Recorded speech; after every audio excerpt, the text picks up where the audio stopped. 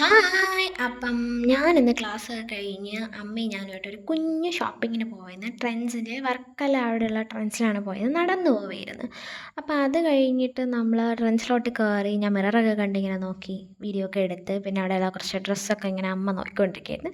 ഞാനും ഒരു ടോപ്പൊക്കെ എടുത്ത് ഇങ്ങനെ ഇട്ട് നോക്കി. ഈ ബ്ലൂവും പിന്നെ ഈ പിങ്ക് ലൈറ്റ് പിങ്കും ഭയങ്കര കൺഫ്യൂഷനായിരുന്നു. പിന്നെ ലാസ്റ്റ് ചുമ്മാ നോക്കിയ ടോപ്പായിരുന്നു ഇത്.